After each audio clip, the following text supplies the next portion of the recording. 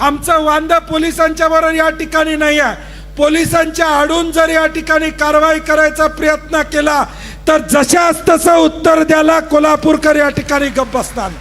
जशास तसं उत्तर या ठिकाणी दिलं जाईल। ही रस्त्यावरची लढाई आहे।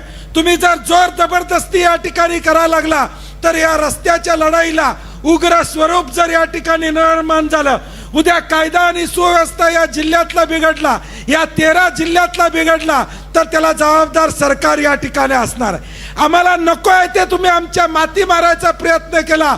आर्याला कार्य म्हणायची ताकद या महाराष्ट्रातल्या जनतेची आहे हे दाखवून देण्याचं काम आम्ही निश्चितपणे या ठिकाणी करू।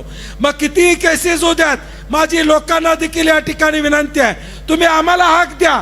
या स्टेजवरची सगळी मंडळी, भले मी एखाद्या कार्यक्रमाला नसेल, राजू शेट्टी उपलब्ध नसले तरी या जिल्ह्यातले सगळे कार्यकर्ते ज्या गावामध्ये मोजणी येईल, ज्या गावामध्ये पोलीस बळाचा वापर केला जाईल तिथं आम्ही त्या ठिकाणी या ठिकाणी कवच म्हणून तुमच्यासाठी उभं राहू, हा विश्वास या निमित्तानं आम्ही देतो।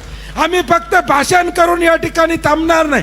भाषण करून थांबायचं असतं तर विधानसभेची निवडणूक झाल्यावर आम्ही थांबलो असतो। विधानसभेच्या निवडणुकीच्या आधी सरकारने अलाइनमेंट बदलली, रद्द करण्याचा निर्णय या ठिकाणी घेतला।